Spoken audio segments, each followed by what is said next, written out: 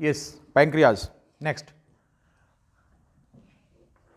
Pancreas के बारे में, इसका रोल आप डाइजेस्टिव सिस्टम में भी पढ़े हैं। ये ग्लैंड है, कौन सी ग्लैंड है ये मिक्स्ड ग्लैंड है, या इसी को हम हेट्रोक्राइन ग्लैंड कहते हैं।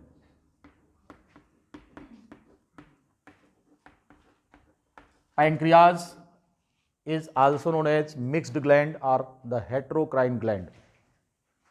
इसको ऐसा क्यों कहते हैं? Because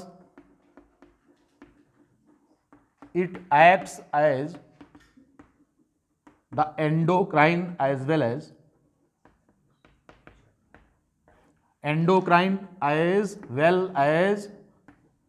the exocrine gland both.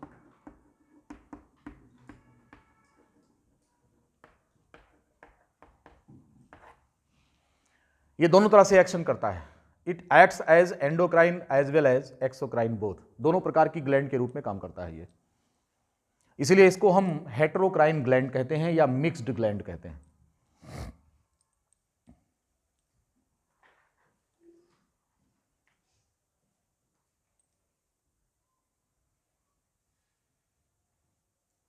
लिख लिया? लोकेशन अगर देखें तो आप जानते हैं कहां पर होता है, between the limbs of duodenum. Duodenum you के आकार का होता है, उनके दोनों के लिम्ब के बीच में स्थित होता है ये। ओरिजिन कैसी है? पूरी तरह एंडोडर्मल है। जीआईटी की जो ग्लैंड्स होती हैं सब एंडोडर्मल होती हैं, ये भी एंडोडर्मल है, नहीं तो अलग अलग कहाँ याद करेंगे? जैसे पैंक्रियाज है, लीवर है, ये सभी क्या हैं? रेस्पिरेटरी ट्रैक्ट में जो थायराइड ग्लैंड उस पर लेरिंक्स रीजन पर है, ये सब क्या है? ये सब एंडोडर्मल ओरिजिन है। तो ये एंडोडर्मल ओरिजिन है। अब अगर इसका हम पैंक्रियाज का सेक्शन काटें, when you cut the section of pancreas you will find that it is made up of tubules, और इन ट्यूब्यूल्स को हम अगर टीएस में काटते हैं तो इनकी सर्कुलर प्रोफाइल आपको मिलेगी ऐसे। ये जो सेल्स होती हैं ये सब सिंपल क्यूबॉइडल एपिथेलियम होती हैं, और इन्हें हम नाम देते हैं एसिनी। ये पैंक्रियाटिक एसिनी होते हैं। These are the pancreatic acini. ये पैंक्रियाटिक एसिनी है।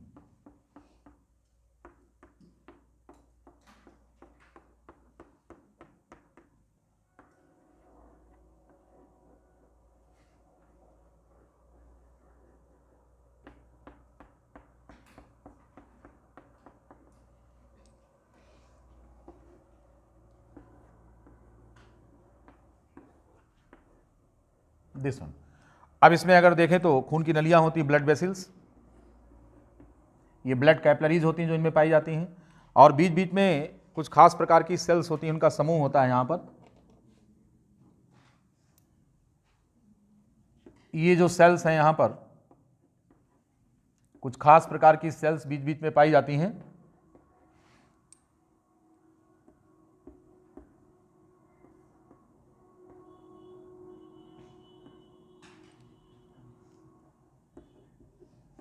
ये सेल्स का इनका ग्रुप होता है, कुछ विशेष प्रकार की सेल्स,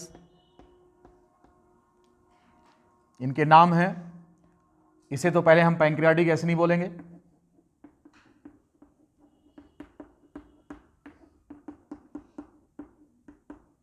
ये इसकी एक्सोक्राइन पार्ट होते हैं, ये exocrine part. These are the blood vessels.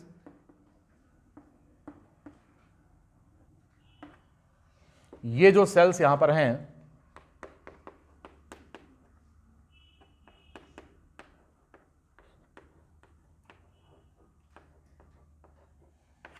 Slate of Langerhans, इनमें 3 प्रकार की सेल्स होती हैं, इनके नाम हैं कौन कौन से? Alpha cells, beta cells and delta cells. Alpha sales, beta cells and delta sales, इनके अंदर ये पैंक्रियाटिक जूस भरा हुआ होता है। Pancreatic acini secrete the pancreatic juice that is full of digestive enzymes. इनमें डाइजेस्टिव एंजाइम्स होते हैं, ये इसका एक्सोक्राइन पार्ट होता है। लेकिन ये जो सेल्स का ग्रुप है जो यहाँ पर आप देख रहे हैं आइलेट्स ऑफ लैंगरहैंस, इनकी अगर हम बात करें तो इसमें कितने हैं, alpha cells, beta cells and delta sales ये पाई जाती हैं। कोई बात नहीं।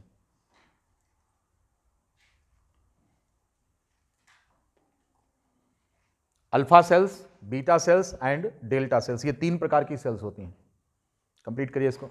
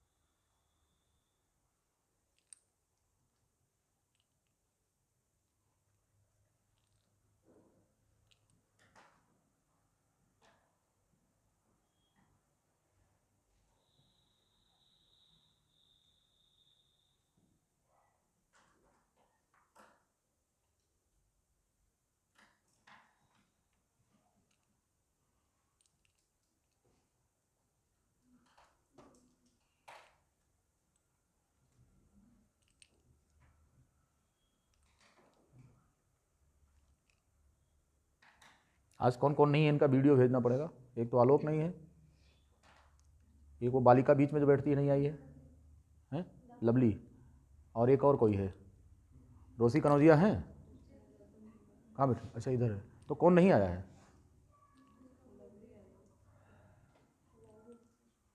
चलो अपने आप ही कहेंगे सर वीडियो भेजिए, उसमें क्या है।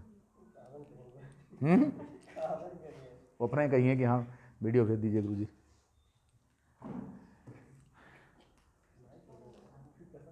हाँ, तो अब चर्चा आगे जारी रहे। ये अभी हमने आपसे बात किया कि ये ट्रांसवर्स सेक्शन है किसका, पैंक्रियाज का। तो पैंक्रियाटिक एसिनी, ये group of cells, islet of Langerhans कहते हैं इनको। कितने प्रकार की सेल्स हैं? 3, alpha cell, beta cell and delta cells. Alpha cells secrete glucagon hormone, इनसे निकलने वाले हार्मोन का नाम नोट कर लीजिए, फिर आगे बढ़े बायोलॉजिकल एक्शन पर।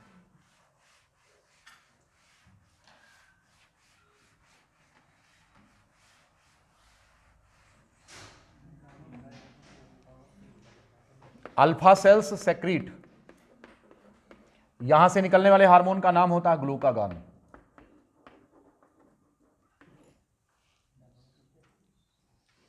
बीटा सेल्स सेक्रीट इंसुलिन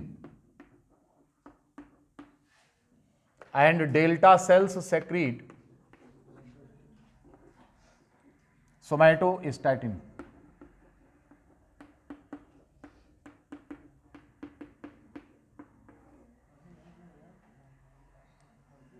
एक हार्मोन का कॉन्सेप्ट और है, पैंक्रियाटिक पेप्टाइड भी यहीं से बनते हैं। पैंक्रियाटिक पेप्टाइड्स होते हैं, वो भी बनते हैं, लेकिन क्वेश्चन हो सकता है ना पूछे इस पर, जाने रहिए। पैंक्रियाटिक पेप्टाइड भी लिख लीजिए इन पर। हाँ, इन्हीं में एक हार्मोन और निकलता है, पैंक्रियाटिक पेप्टाइड निकलता है। Pancreatic peptide also released. तो कितने हार्मोन हो गए? 4 पैंक्रियाज से निकल रहे हैं। बस क्वेश्चन आपको ज्यादातर फोकस करेंगे नहीं 3 पर, alpha, beta and delta cell पर। पैंक्रियाटिक पेप्टाइड पर क्वेश्चन नहीं आएगा। एक एक करके इन सब की बात करेंगे। हम सबसे पहले बात करेंगे इंसुलिन हार्मोन की, यानी कि बीटा सेल्स। आइए और बात करें किस पर? Insulin hormone, the single hormone that is anti diabetogenic in your body.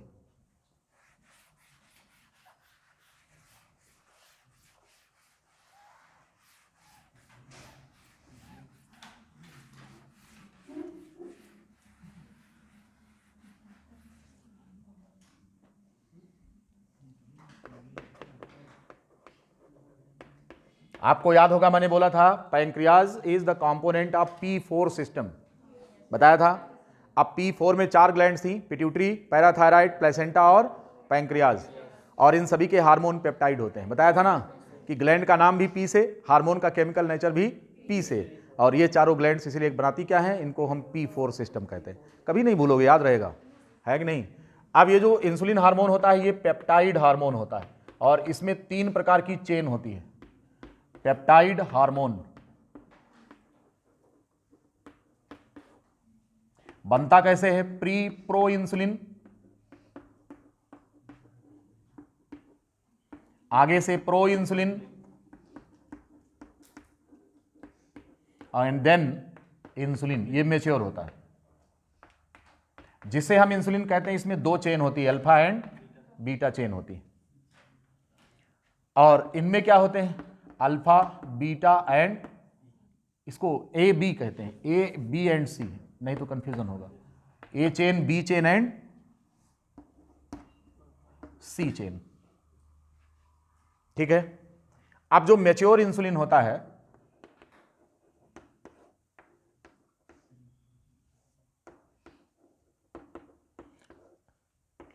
It lacks C peptide, इसमें सी पेप्टाइड नहीं होता, only B and A peptides इसमें पाए जाते हैं।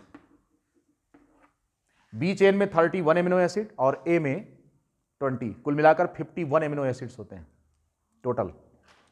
ए चेन में 20 और इसमें 31, टोटल मिलाकर कितने? 51, 51 एमिनो एसिड्स की चेन होती है। 21, हाँ 30 और 31 बोल दिया था क्या? 51 होते हैं, 30 और 21 ये बनते हैं। टोटल कुल मिलाकर के कितने हो गए? 51 एमिनो एसिड्स की ये श्रृंखला होती है, बी और ए। और दोनों चेन किससे जुड़ी होती है? Both chains united. किससे जुड़े हैं? Both the chains are united by, एक दूसरे से जुड़े हैं, united by disulphide linkage. किससे जुड़े हैं? Disulphide linkage. Disulphide linkage S S, ये डाई सल्फाइड लिंकेज से ये कनेक्ट होते हैं।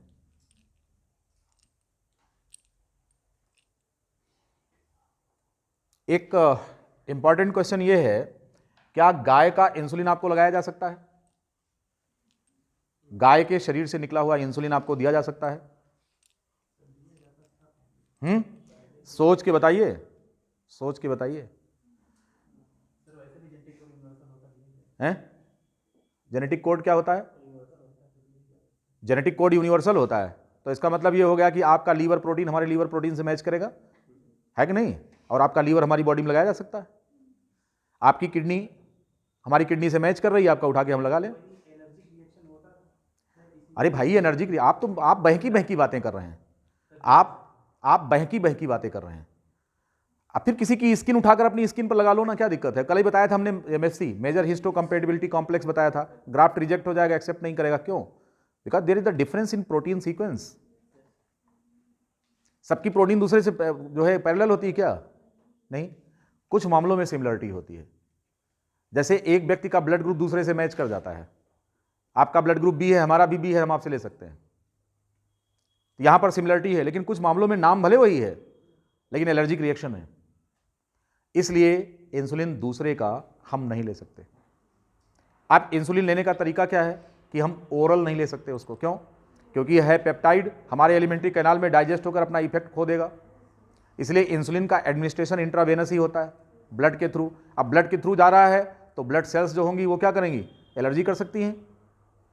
तो इसीलिए ह्यूमन टारगेटेड इंसुलिन होता है, ह्यूमन टारगेटेड, इसीलिए उसका नाम अभी जो मार्केट में आ रही है ना ह्यूमिलिन, उसका नाम ह्यूमिलिन क्यों है?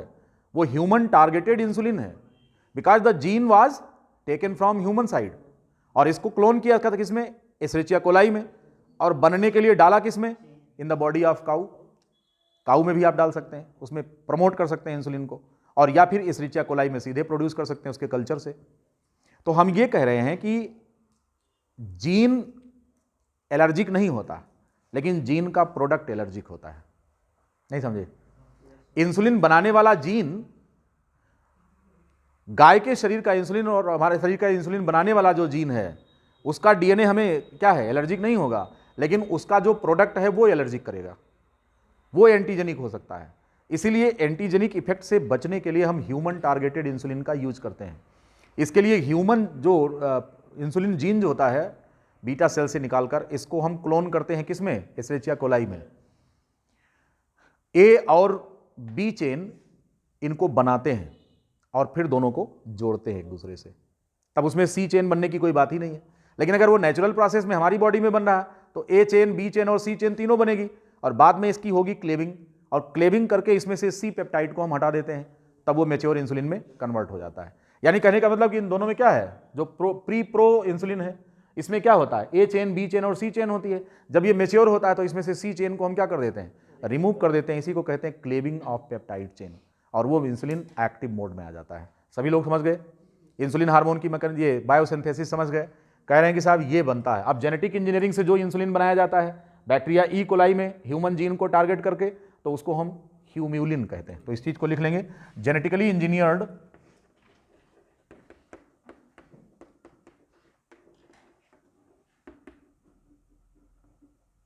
insulin hormone is known as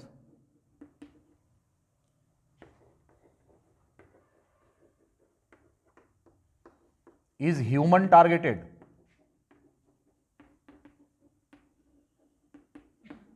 known as ह्यूम्यूलिन। ये जेनेटिक इंजीनियरिंग मेथड से बनाया जाता है, produced using bacteria E coli. इसका इस्तेमाल करते हैं और हम जीन को क्लोन करते हैं इसकी बॉडी के अंदर, एस्चेरिचिया कोलाई के। और जीन कौन सा होता है, ह्यूमन जीन होता है, इंसुलिन जीन। तो उसको इसमें क्लोन करके हम बनाते हैं। ए चेन और बी चेन दोनों सेपरेट बनती हैं। इसको आप पढ़ेंगे आगे जब हम बायोटेक्नोलॉजी पढ़ाएंगे, तो उसमें बताएंगे आपको कि किस तरीके से बनता है, उसकी डिटेल मैकेनिज्म। तो इसे हम ह्यूम्यूलिन कहते हैं। तो कमर्शियली जो उपलब्ध, मार्केट में जो उपलब्ध इंसुलिन है वो यही है, ह्यूम्यूलिन है। और इसका एडमिनिस्ट्रेशन जो होता है ये इंट्रावेनस होता है। It is not taken orally, only through the blood vascular system, not taken orally. आपसे पूछ सकते हैं क्यों नहीं लेते इसको, नॉट टेकन ओरली क्यों, बिकॉज गेट डाइजेस्टेड।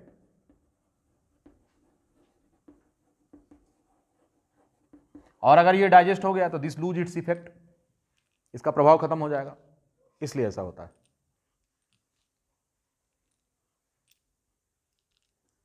लिख लिया, बायोसिंथेसिस ऑफ इंसुलिन हमने आपको बता दिया है।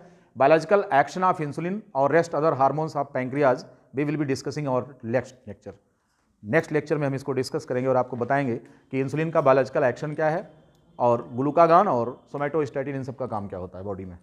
ठीक है, आज के लिए इतना ही।